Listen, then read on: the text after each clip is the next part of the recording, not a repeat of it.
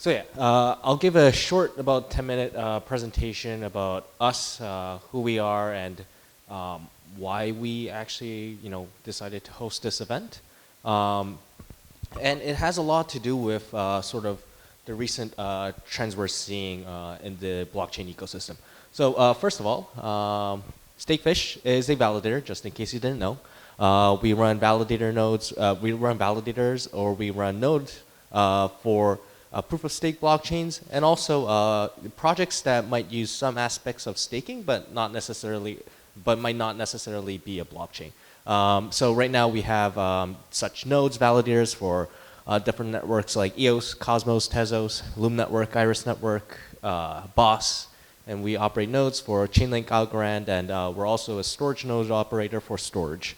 And so right now we're facilitating around $30 million worth of assets in staking. The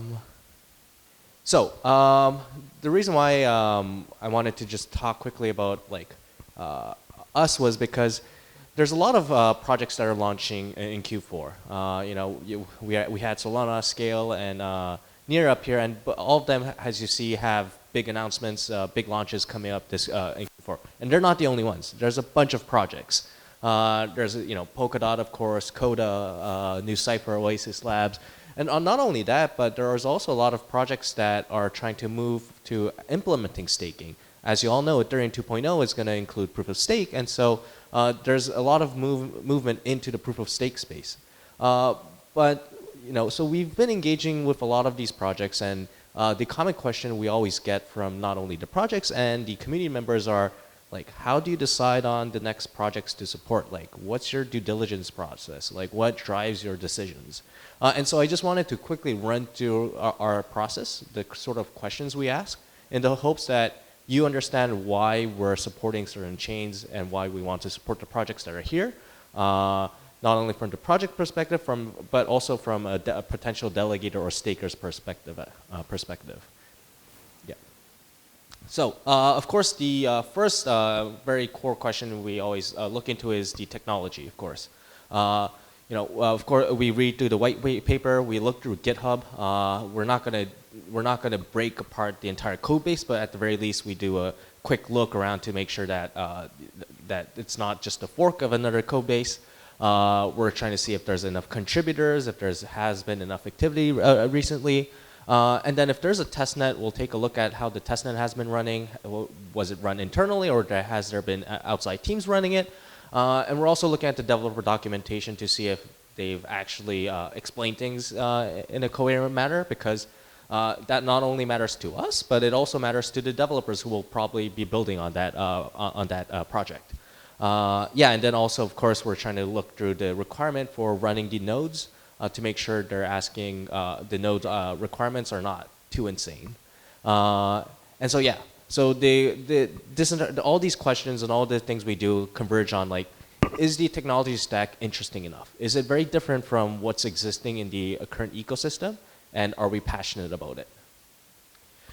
Next, we look through the economics of the project. And this is more stepping outside of the tech stack. You could have the best technology in the world, but if you don't have, so especially in proof of stake, where a lot of this modeling will depend on how the proof of stake staking is designed.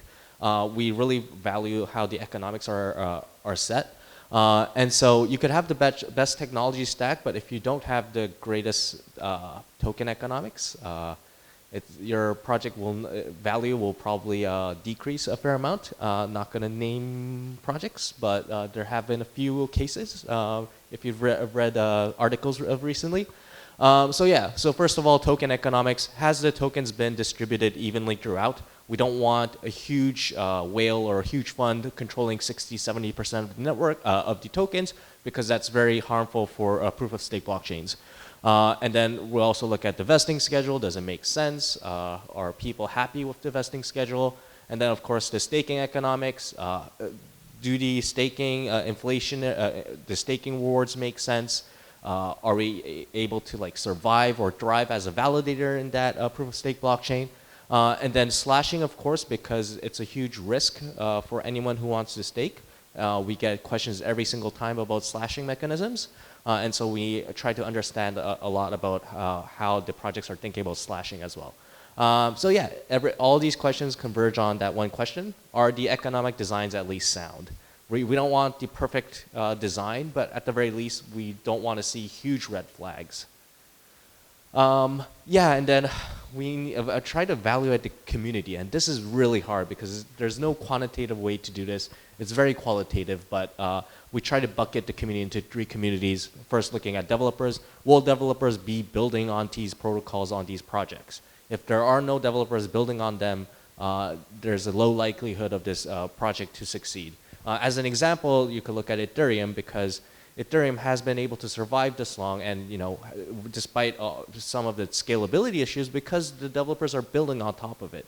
And there's already a huge developer community that's very hard to beat at this point.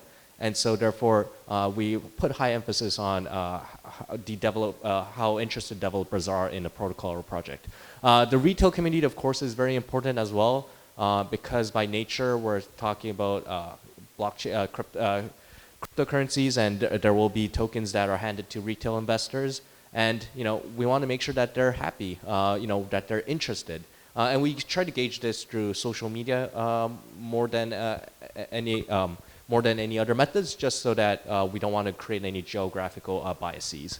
And then we also try to take a look at the validator community, either an existing one or the ones that said they were going to commit to a certain project.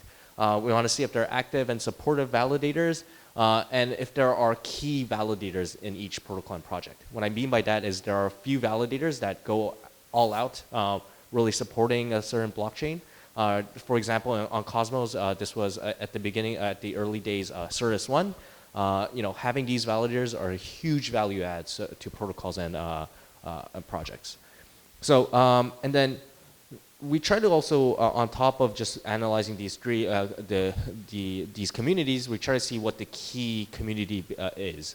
Is it more on the retail investor side? Is it on the developer side, or is it on the validator side? Because then that guides sort of our strategy on how to approach this project as a validator. Yeah, and then we do a lot of interviews. We talk, interviews, but we just talk with a lot of people. We talk with the project teams, we talk with investors, and we talk with fellow validators. And there's a whole bunch of questions we ask them just so that we try to paint the entire picture of a project. Yeah, with all this related information, and if we feel pretty comfortable that we have a good understanding of the project and no huge red flags have popped up here, and we're pretty passionate about the project, we'll, as a team, decide whether or not to support a project, and then sort of walk through sort of some of these stages to finally launch support for a project, for a protocol. So we'll model out roughly the cost of running a validator and the revenues that we'll potentially be receiving to try to, and then based on this, we'll set a commission fee that makes sense. We also try to determine who the target audience is, whether we want to advertise heavily to retail investors or just to institutional investors. We also try to determine the scope of how we want to be involved. We try to be an involved validator, but depending on different blockchains, we'll either do more education, more governance, or we could take a more active role in the economic design of it. So we try to decide that as well. And then, we're finally at the end stages where we finally set up the infrastructure, and then our head of infrastructure will also put a bunch of security measures around it. And then finally we make the announcement, marketing, yay.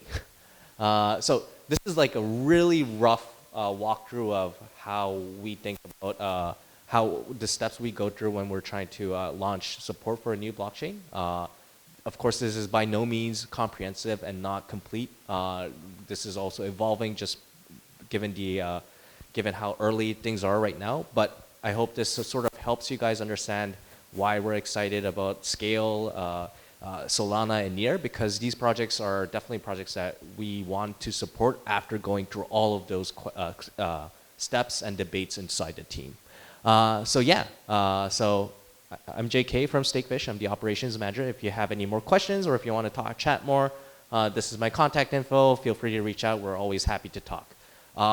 Yeah, so I sped through that because I really wanted to get the panel up here, and I wanted you guys to hear more of the more good stuff from the speakers today. So yeah, without further ado, let's move on to the panel discussion.